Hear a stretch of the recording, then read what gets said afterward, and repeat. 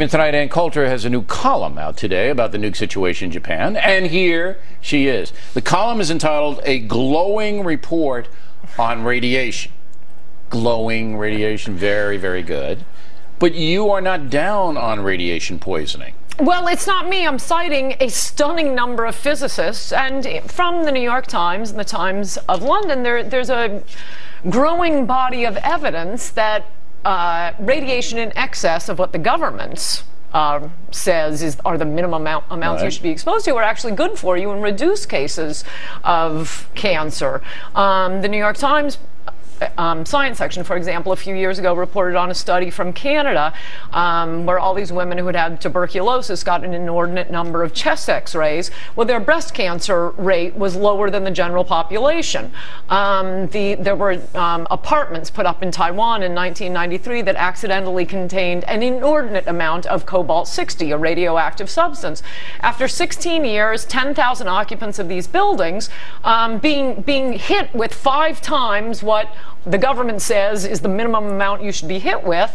The number of cancer cases they had, there were about 10,000 occupants, was only 5 cases. Now, for the general population in that same age group, a group of 10,000 Taiwanese should have gotten about 170 cases of cancer. So why, if those things have happened, why isn't the established medical organizations or establishment saying that, you know, some kind of radiation can ward off infections? Why aren't they saying that? Well, they are. They're not getting a lot of media attention for it. This guy, the coolest cat in my column is this Bernard Cohen at the University of Pittsburgh. He did a study of 90% of the counties in the U.S., and he looked at levels of radon, radioactive substance from the earth, and lung cancer rates. And they were inversely related so dramatically that it couldn't be explained by some cigarette radiation smoking. in the body acts as an agent to ward off cancer. That's what many scientists okay. believe. As the New York Times science section has reported, it doesn't get press because... So by your account, we should all be heading for the nuclear reactor leaking and kind of sunbathing out there in front of... you know, come on. Well, interestingly, it's called hormesis, that's how it appears to be pronounced, I've only read about it, the beneficial effects of radiation. At a conference on hormesis at the University of Massachusetts a few years ago, the scientists come and talk about the beneficial effects of radiation. Then they went to a spa in Boulder, Montana, where people pay to go 85 feet into the ground, into a mine, in order to be exposed to excessive levels of radiation, because they think it's good for you. But I want the audience to be very cautious about all this. It's all theoretical at this point. But the point is that the media will not report this. Of course not. Because A, it's not sensationalistic to say, oh, humans are going to have 2 heads, and B, it's an anti-nuclear power But I don't know if it would be thing. responsible at this point to make that a hard news thing. It's okay to kick it around like we are. No, I think you should have some of these physicists on. Well, look, the one you had on last night was pretty copacetic about what's happening in Japan. Listen to my point.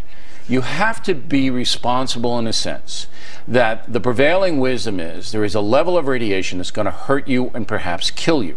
All you have to do is look at what happened here in New York City on 9/11. The people exposed just to the debris coming from the collapsed towers are having a myriad of health problems, all right? Health problems all day long. And there's a variety of them. So you have to err on the side of caution. What you say may be true. There may be some doses of radiation that in a human body can ward off infection.